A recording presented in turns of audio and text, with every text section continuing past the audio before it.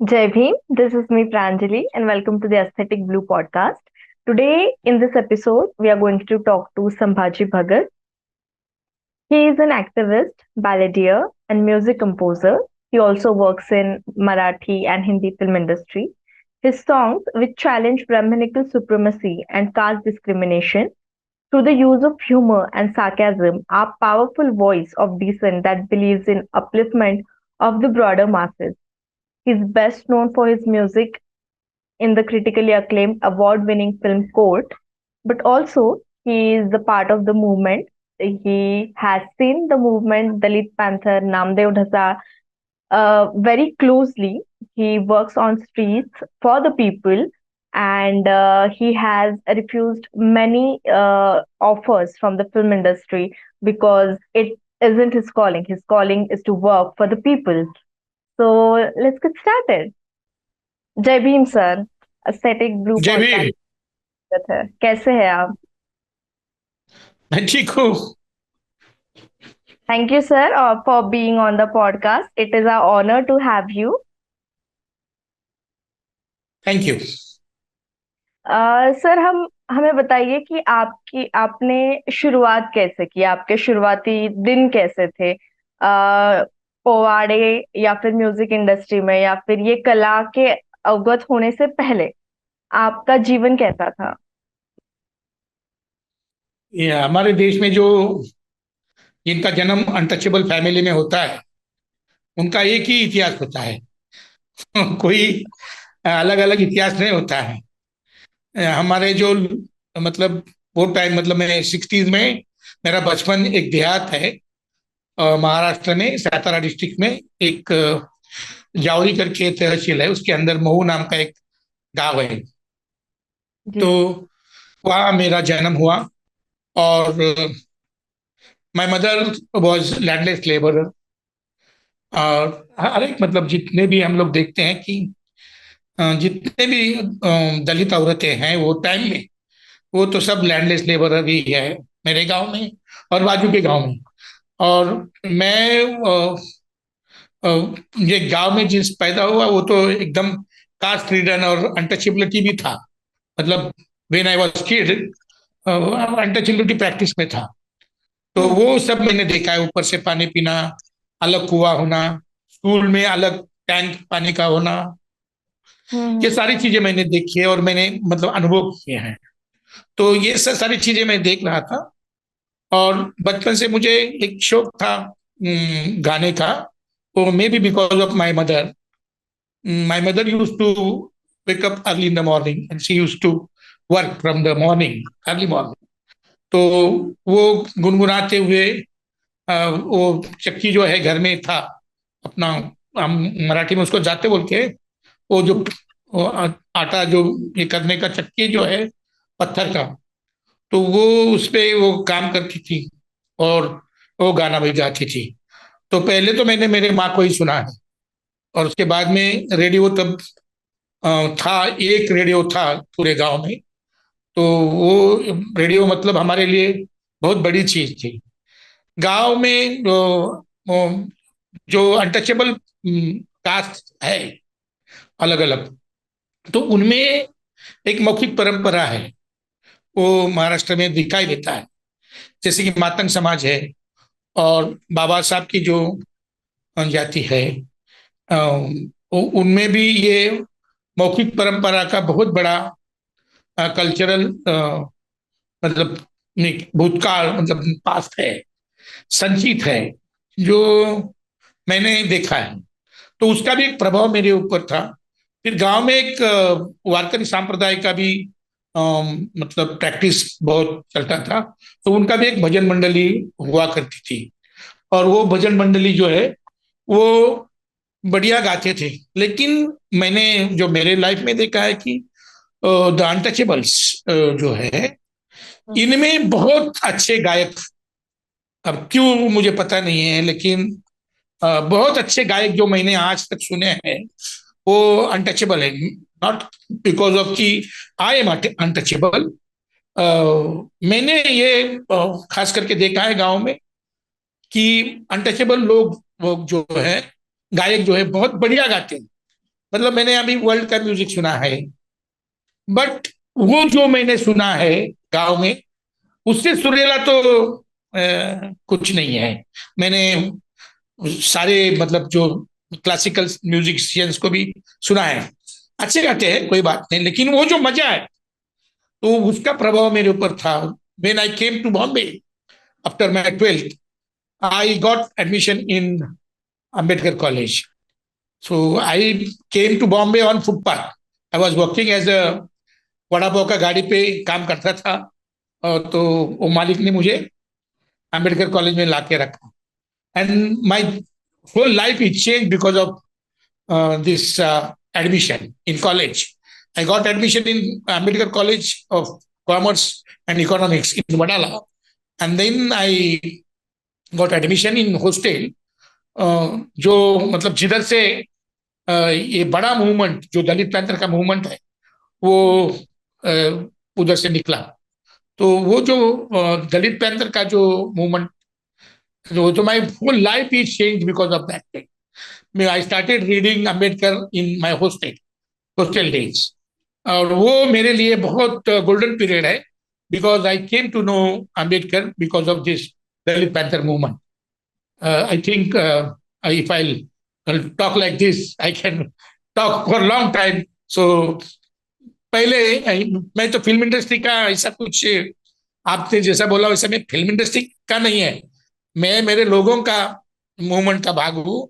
ये film industry बहुत वो एक बड़ा, क्या बोलते हैं, एक मार्केट है वो, एक एक आर्ट को कमोडिटी समझ के काम करने वाले लोगों का एक मार्केट है। आई am not part of that thing, I am part of my people, my people, those who are exploited people, जो गांव के बाहर रहने वाले सारे जो मेरे भाई और मेरे माताएं भगिनी हैं, उनका मैं भाग हूं। मैं ये कोई अमिताभ बच्चन के फिल्म इंडस्ट्री का कभी भी भाग नहीं रहा हूं, और मैं रहना नहीं चाहता हूं। दो मुद्दे हैं। पहला जो आपने कहा कि जो सो कॉल्ड दलित लोग हैं उनमें बहुत अच्छी आवाज पाई जाती है। तो ये मैंने भी अनुभव किया है। बुल्ढाना मेरे पापा का होम टाउन है। वहां पे एक आजोबा एक ग्रैंडपा थे। तो कभी भी अगर हम जाते थे विजिट करने तो पापा हमेशा उनको बुलाते थे। और उनका आवाज, पहाड़ी आवाज मराठी में हम जिसको कहते हैं, बहुत अच्छा था। बट उन्होंने ट्राई भी किया, बट कभी उनको मौका नहीं मिला कि फेमस होने का या फिर मुंबई जाके कुछ गाने का। तो ये बात मैंने खुद देखी है, तो मैं समझ सकती हूँ आप क्यों बोल रहे हैं। और दूसरी चीज, बिल्कुल आप मतलब ग्राउंड लेवल के कलाकार हो आप। फिल्म इंडस्ट्री वो एक आपका सेकंड पार्ट हो गया कि ठीक है ये भी कर लिया। आपका मेन ध्येय जैसे वामन दादा का था कि मी करेक्ट। वादासाठी करतो, मी लोकांसाठी गाणं म्हणत नाही, वो भी आपने कहा। अ, हाँ, इसके बाद हम दूसरे क्वेश्चन पे आते हैं।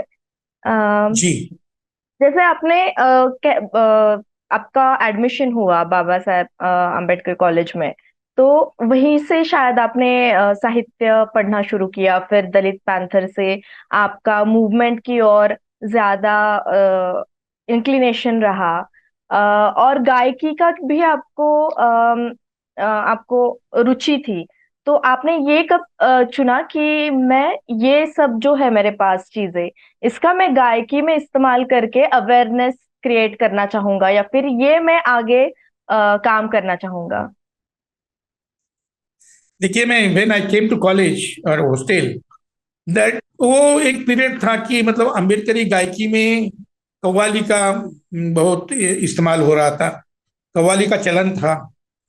और उसमें अम्बेडकर की भक्ति का की बहुत बड़ी मात्रा थी। मतलब अम्बेडकर भक्ति के गाने बहुत थे। और फिर एक ये भी सेक्शन था कि औरतें और मतलब एक औरत एक मर्द वो गाना शुरू करते, कव्वाली का सामना होता था, और उसमें औरतों की बहुत बेइज्जती मैंने देखी। So that time I was studying in college, and I came to know कि मैं अच्छी कविता लिखता था। लोग मतलब अच्छी कविता मतलब, जो मतलब दलित पोएट्री जो है, जय नामदेव डेसाल का मेरे ऊपर बहुत प्रभाव था। और जब वो उनका अंतकाल हुआ तब तो उसके बहुत पहले से मेरे बहुत करीबी दोस्त रह चुके हैं। आज वो नहीं है, लेकिन वो उनका एक प्रभाव था मेरे ऊपर, और मैं कविता लिख। और when I saw this thing, ये कव्वाली से कुछ नहीं जा रहा है। मतलब द रियल आम्बेडकर, जो मैसेज है अम्बेडकरिज्म का, जो मैसेज वो लोगों तक नहीं जा रहा है। तो मैं बोला कि इनको गाली देके और ये सब करके कोई फायदा नहीं है, हम खुद कुछ करना चाहिए। Then I started singing for my people. और उससे ही बाबा साहब अम्बेडकर जब थे, तब जलसा नाम का एक प्रोग्राम हुआ करता था, एक फॉर्म था। तो वो जलसा जो भीमराव कर्नाटक और बाकी जो लोगों ने किया था, वो बहुत पुराने लोग हैं। और सत्यशोधक के जलसे भी होते थे हमारे महाराष्ट्र में। तो एक हिस्ट्री है उसका। तो then I studied that whole form, and I उसको मैंने वापस, क्या बोलते हैं, रिवाइव किया, और नए तरीके से रिवाइव किया। क्योंकि मैं वो पुराने तरीके से नहीं किया। वो पुराने में क्या होता था कि एक सूत्रधार होता था और एक मावशी होता था, ये सब। मैं सूत्रधार लेडीज को किया। और दुनिया को अगर कुछ अच्छी चीजें दे सकते हैं, तो हमारी माताएं और हमारी बहनें ही दे सकते हैं। ये मैं I was very much confirm about that thing. तो मैंने वो किया, और एक जलसा नया शुरू किया, अम्बेडकरी जलसा। तो वो उसका रिवाइवल किया। तो ये करने की जो प्रेरणा जो है, वो मूलतः अम्बेडकर है। वो प्रेरणा बाकी कुछ नहीं है, अम्बेडकर है। और हमने स्टडी किया बहुत सारी, तो उससे अम्बेडकरी प्रेरणा मुझे मिली। और उसके वजह से मैंने ये गाना शुरू किया, और ये जलसा शुरू किया, अम्बेडकरी जलसा को रिवाइव किया। जी, मतलब पहले भी जो फॉर्म होता था उसमें भी आपको लगा कि कुछ बदलाव लाना चाहिए, वो बदलाव लाके जी। आपने एक नया फॉर्म शुरू किया। जी। जी, जैसे हमने कहा कि आपने कोर्ट में भी दिया है म्यूजिक, जिसमें वीरा साथीदार जी भी थे। और उन्होंने जी। मराठी शॉर्ट फिल्म में भी एक काम किया है, टिप, जिसमें मैं और विपुल ने डायरेक्ट की थी। तो उस कारण भी वो अरे फिल्म वाह। हमारी स्पेशल है। जी। तो आप जी। के साथ काम करने का और कोर्ट के लिए गाना गाने का, फिल्म के लिए संगीत देने का अनुभव शेयर करिए हमारे साथ प्लीज। देखिए, मैं शिवाजी अंडरग्राउंड किया था। शिवाजी अंडरग्राउंड इन भीमनगर मौला नाम का नाटक मैंने जी। किया था। और वो मराठी रंगभूमि पे एक बहुत नई चीज पेश करने जा रहा था, और शिवाजी को सही सही शिवाजी को लोगों तक लेके जाने का काम करता था। और वो नाटक को मतलब इमेंस पब्लिसिटी, मतलब जो क्या बोलते हैं, प्यार, लोगों का प्यार मिला।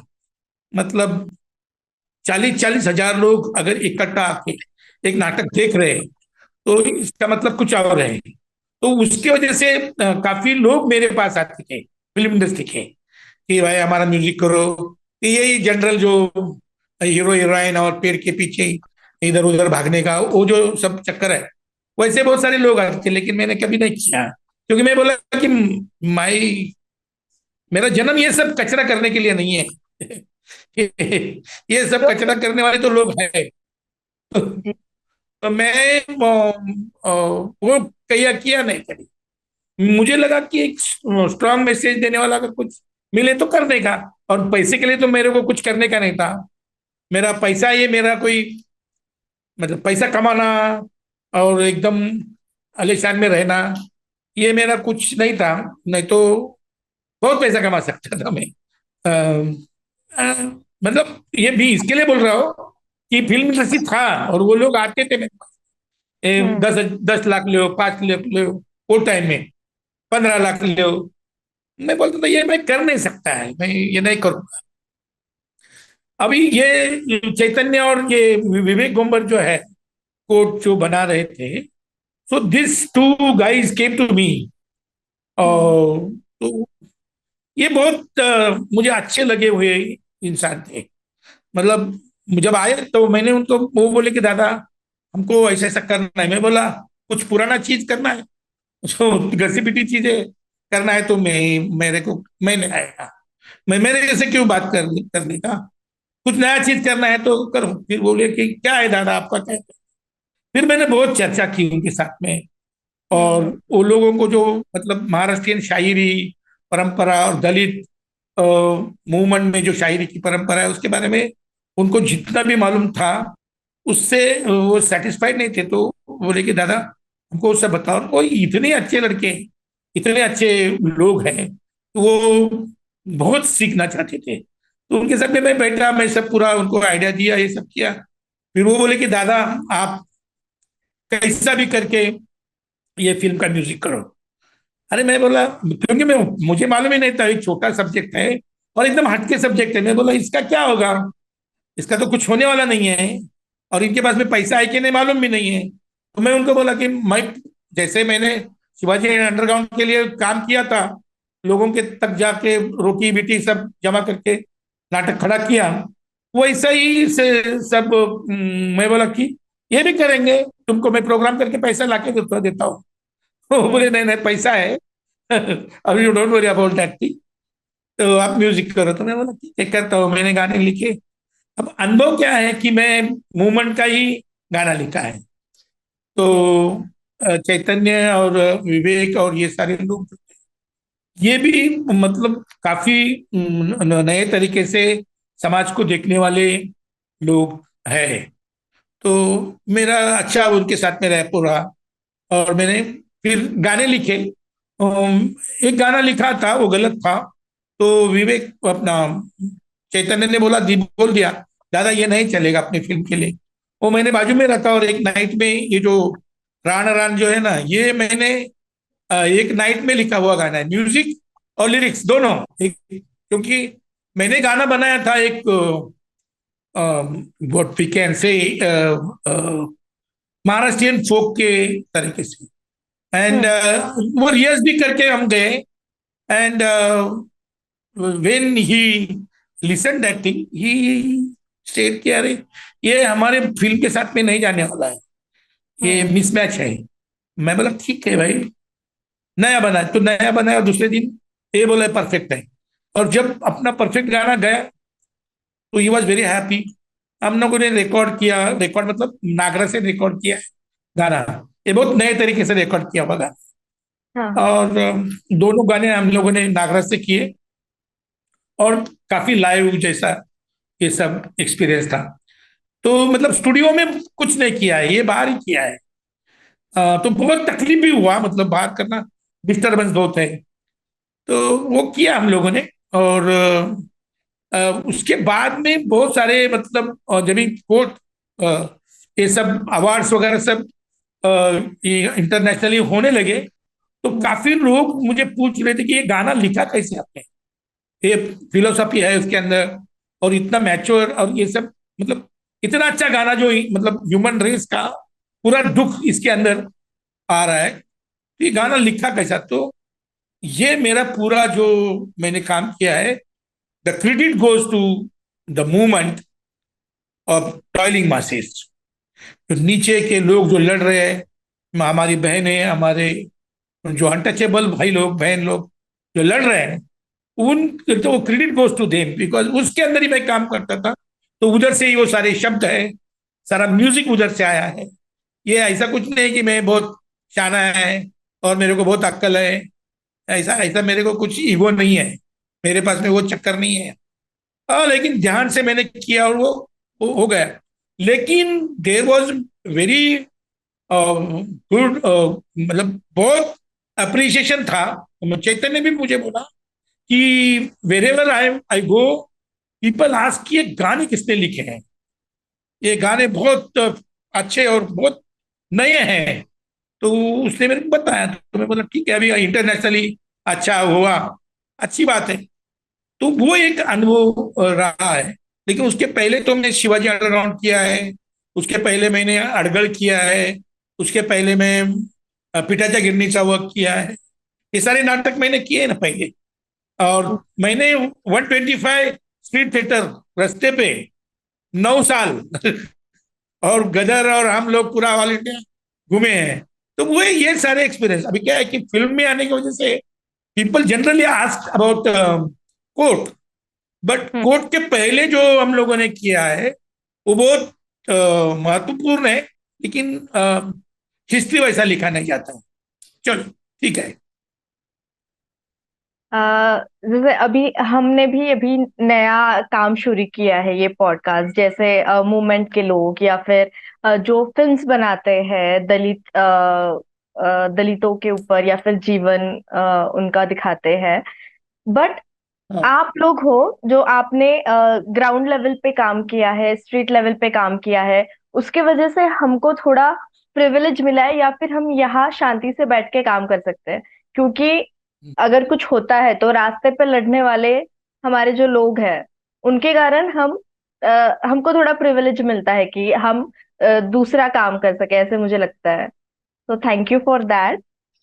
जी। और अ, हम्म। अगला सवाल मैं आपसे पूछना चाहूंगी कि आज का सोशल और पॉलिटिकल सिनारियो तो आपको पता ही है कि हमें कॉन्स्टिट्यूशन ने फ्रीडम ऑफ स्पीच तो दिया है, बट अगर कोई आर्टिस्ट या फिर जर्नलिस्ट कुछ बोल देता है तो उसको डायरेक्ट, मतलब कई कॉन्सिक्वेंसेस होते हैं, जेल में डाल दिया जाता है या फिर और भी कुछ होता है। तो आपको आज के जो पॉलिटिकल या फिर सोशल सिनेरियो है, उस पे आपके क्या विचार हैं? देखिए, हमारा देश तो अभी मतलब धर्म राष्ट्र के मतलब दरवाजे पे है।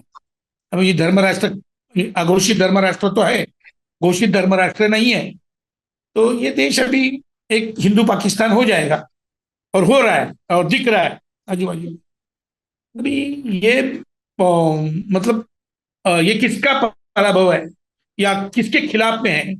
तो मुझे तो स्पष्ट तरीके से दिखता है कि बाबा साहब ने जो बताया था उस सारे के सारी चीजों को खत्म करने का जो काम है, तो ये आज पूरे जो लोग हैं, मतलब पॉलिटिकली ये जो धर्म राष्ट्रवादी लोग हैं, धर्मांध लोग हैं, ये लोग कर रहे हैं।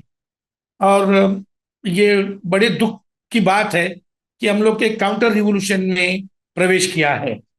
और ये बाबा साहब ने पहले ही बताया था कि there won't be any democracy in this country because there is no democratic revolution. Without democratic revolution there can not be democratic value system. तो वो बाबा साहब पहले ही बोले थे कि ये अगर हम लोगों ने संविधान को नहीं बराबर से इस्तेमाल किया और उसको बराबर से विकसित नहीं किया, तो ये देश हुकुमशाही की तरफ जाएगा, और वो अभी जा रहा है। ये बड़ी दुख की बात है।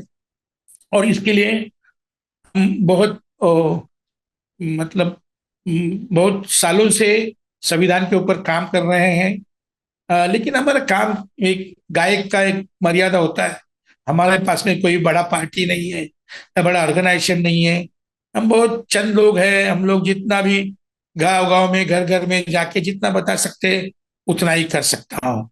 लेकिन ये जो अपोजिशन का जो प्रोपोगंडा का जो वॉल्यूम है, उनके पास में जो ताकत है, वो कई गुना, लाखों गुना ज्यादा है हमारे से। तो इसके अंदर हमारा आवाज भी इधर उधर नहीं जा रहा है। और जो भी आवाज थोड़ा बहुत समझो आ सकता है, तो वो स्टेट दबाता है, प्रोग्राम और बाकी सारी चीजों का, मतलब एक फासिस्ट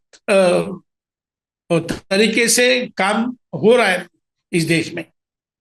अभी we are entered in new era of fascism, and there was fascism, but वो छुपा फासिज्म था हमारे देश में। अभी एक ओपन फासिज्म के तरफ हम जा रहे हैं। तो अभी कुछ कर नहीं सकते, क्योंकि हमारा मूवमेंट बड़ी गलतियां कर बैठे हैं।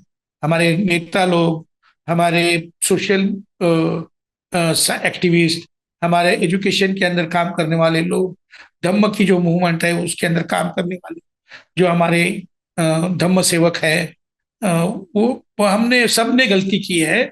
और इसके वजह से हम आज ये ऐसे एक जगह पे आए हैं जहां हम देख देख रहे हैं कि अंबेडकर बाबा साहब के जो विचारधारा है उसका मतलब एक अ, पराभव होते हुए दिख रहा है। अभी लोगों को बहुत बुरा लगेगा, लेकिन जो सच है कि बाबा साहब ने जो बताया था कि भाई काम अपना मूवमेंट जो है वो सीधा करो, अच्छे तरह से काम करो, हम लोगों ने नहीं किया। रिजर्वेशन लिए और अच्छे तरह से लाइफ ये करने में बाल बच्चे, साड़ी माड़ी गाड़ी, और इसमें हम लोग का जो लोग है वो मतलब अटक गए। अभी परिस्थिति बहुत खराब है, लेकिन आई एम होपफुल, क्योंकि एक काउंटर रिवॉल्यूशन के बाद में एक रिवॉल्यूशन आता है। ये बाबा साहब ने वो एक बुक लिखे है, revolution and counter revolution in ancient India नाम का एक बुक है। तो उसमें एक उन्होंने सिद्धांत किया है कि परिस्थिति बदल जाएगा। ये जो संघ परिवार का जो एक धर्म राष्ट्र का फासिस्ट स्टेट अभी बन रहा है, तो वो अभी 2024 में वो इलेक्शन अगर जीतते हैं तो ये कॉन्स्टिट्यूशन को भी बड़ा खतरा रहेगा, क्योंकि वो कॉन्स्टिट्यूशन को सब खत्म नहीं करेंगे अभी। वो कॉन्स्टिट्यूशन को अंदर से तो मार रहे, वो प्रोसेस तो है वो गतिमान हो जाएगी, वो बहुत जल्दी खत्म करेंगे, ऐसा लग रहा है मुझे। तो ये एक बहुत ही क्या आप बोल सकते, दुखद और एक बहुत ही क्राइसिस, एक संकटग्रस्त परिस्थिति से हम लोग जा रहे हैं। ध्यान रखना पड़ेगा हमारे लोगों को कि हम बाबा साहब के बच्चे हैं। हम लोगों को बहुत सीरियसली एक टाइम में इकट्ठा आना पड़ेगा, जात करके नहीं, लेकिन सारे जो अनटचेबल्स हैं, सारे जो अदर बैकवर्ड्स है और औरतें हैं, जो लोग संविधान के ऊपर भरोसा करने वाले लोग हैं, ये सारे लोगों को इकट्ठा करके हम लोगों को इस देश को बचाना पड़ेगा। और उसके लिए मैं अभी जितना भी हो सकता है उतना मैं काम कर रहा हूँ। अब मालूम नहीं, मैं एक सिंपल एक छोटा गायक हूँ, एक छोटा कलाकार हूँ, लेकिन मुझे बहुत बुरा लग रहा है और मैं काम भी कर रहा हूँ, लेकिन मेरा काम बोलेगा तो एकदम एकदम छोटा काम है। जी आप कई लोगों के इंस्पिरेशंस है, तो ऐसे नहीं है आप छोटे, हम नहीं मतलब एक्सेप्ट कर सकते हैं। आपने बहुत लोगों को इंस्पायर किया है और बहुत लोग भी look up to you. But हाँ, सिचुएशन बहुत खराब है। जब रिसेंटली अभी राम मंदिर का जब स्थापना हुआ था, सब सब सेलिब्रेट कर रहे थे, सब ऑफिसेस में सेलिब्रेट हो रहा था। मतलब वर्क प्लेस सेक्युलर होना चाहिए, वर्क प्लेस जो है उधर भी सेलिब्रेट हो रहा था। तो बहुत ही ये एक। अंदर से जो संविधान को खत्म करने का जो है ना, वो हम्म। काम तेजी से चल रहा है। अभी इस देश में जो लोग हैं, मिडिल क्लास जो है, वो हम्म। मेजोरिटी हिंदू है, जी। और middle class is after Hindu राष्ट्र, धर्म राष्ट्र की तरफ जा रही है। अब वो जब पूरा सत्यानाश होगा तब उनको पता चलेगा कि हमने क्या करके रखा है। तो ये तो जल्दी नहीं ध्यान में आता है ना।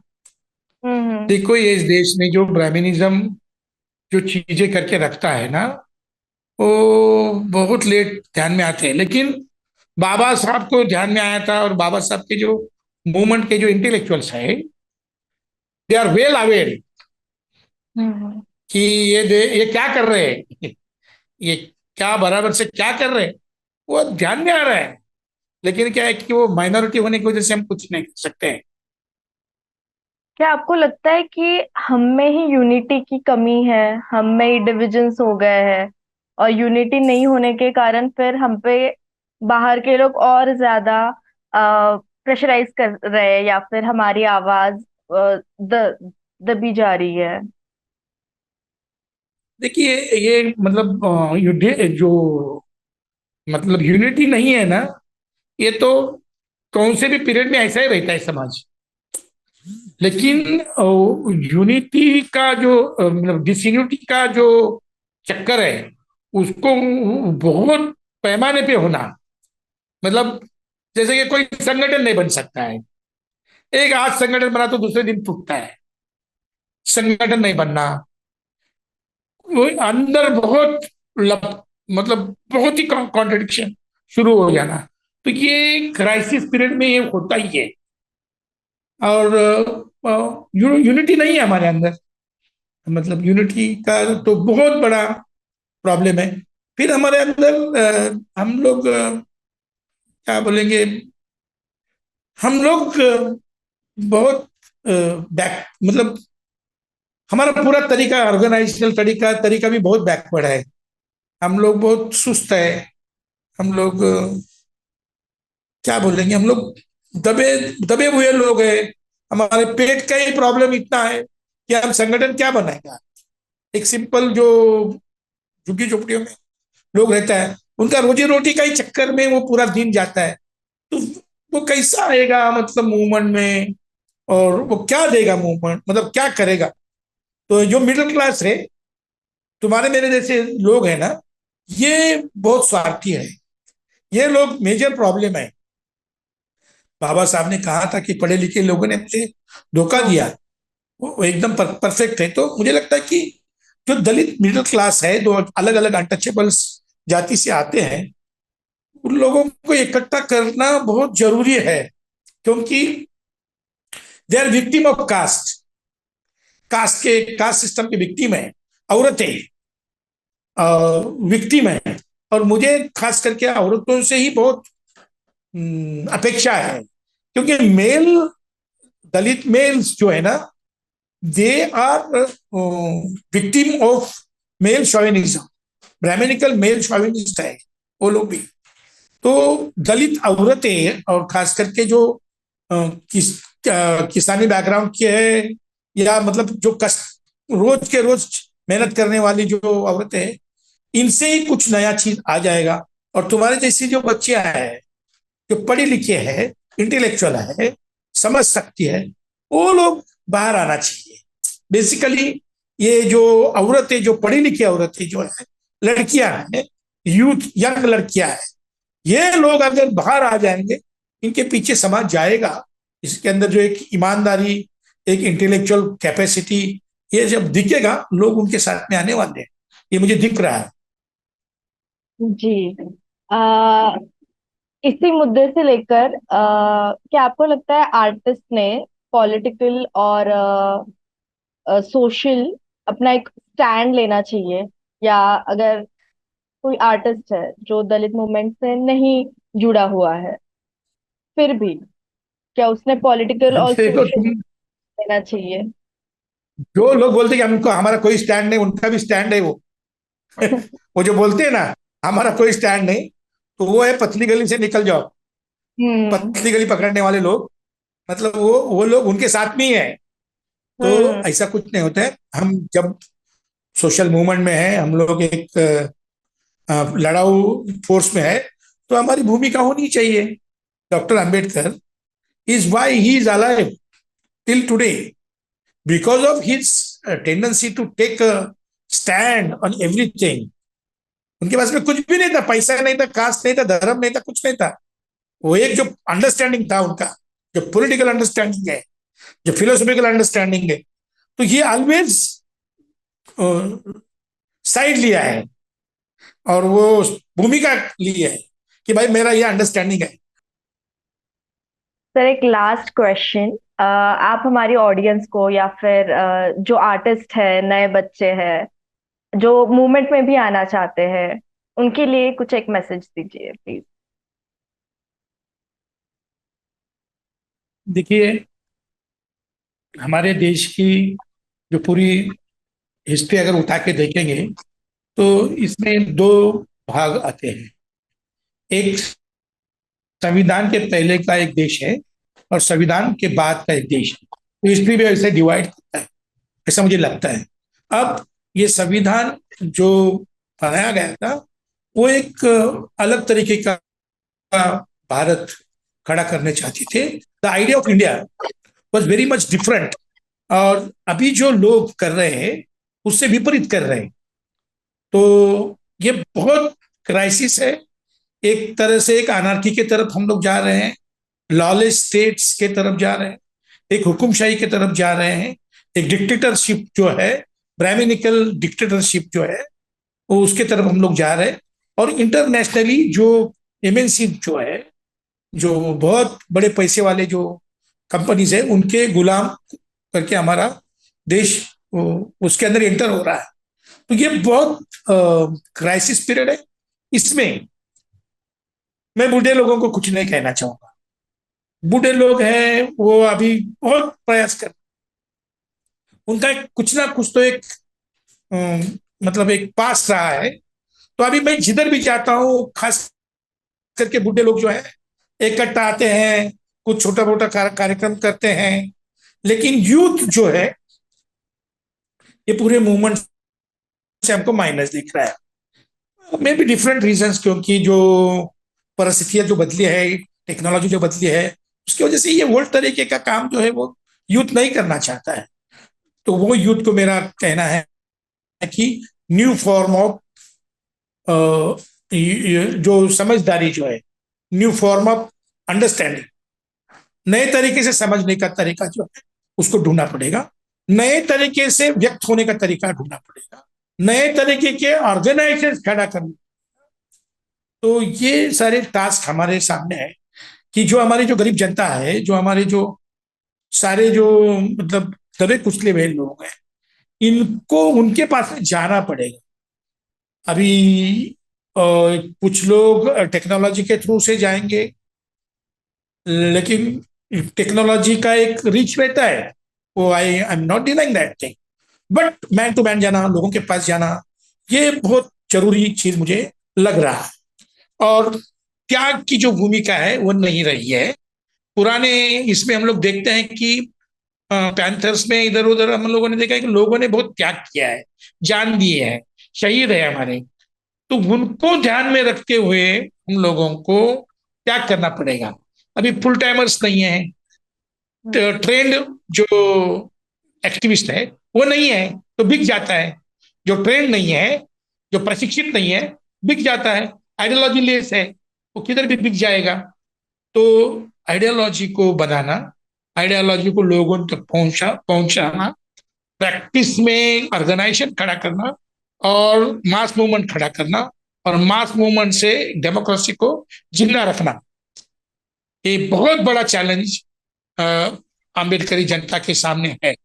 और खास करके जो यंग लड़का लड़की लोग जो है, उनके सामने ये बहुत बड़ा एक टास्क है। मैं उनसे विनती करता हूँ, मैं उनको आह्वान करना चाहता हूँ कि मेरे भाइयों, मेरे बहनों, मेरे बच्चों, आप अगर कुछ नहीं करेंगे, तो पहले पुराने जमाने में हमारे लोग जब हार गए, तो हजारों साल के लिए हमारे गले में अस्पृश्यता के मटके बांधे गए। हम्म। नए तरीके से अगर हम नहीं लड़ेंगे, तो एक अदृश्य मट्टा जो है और एक अदृश्य झाड़ू जो है हमारे पीठ पीछे आने वाला है। तो तुमको जो इकोनॉमिकली गुलाम करेंगे, अभी तुमको बहुत खराब परिस्थिति में डालेंगे। इकोनॉमिकल ब्लॉकेड होगा, जैसे मुसलमानों को ब्लॉकेड किया है, दलितों को भी ब्लॉकेड करेंगे। लेकिन उसे डरो नहीं, लड़ने की क्षमता रखो, लोगों को जागरूक करो। लोग आपकी राह देख रहे हैं। मैं लोगों के अंदर से एक छोटा कलाकार है, आपको हाथ जोड़ के विनती कर रहा हूँ, इस देश की संविधान, इस देश की जो आइडिया ऑफ इंडिया जो है, उसको बचाने के लिए सारे इकट्ठा आ जाओ। 2024 में ये जो रिएक्शनरी लोग हैं, ये जो एंटी सोशल लोग हैं, ये जो एंटी कॉन्स्टिट्यूशनल लोग हैं, ये चुन के नहीं आना चाहिए। इसके लिए सारा स्ट्रेटेजी और टैक्टिस करना पड़ेगा। हमारे जो नेता लोग हैं वो क्या करेंगे, अब हमको नहीं मालूम है। हम क्या करना चाहिए वो हमको सोचना चाहिए। बस उतना ही कहता हूँ।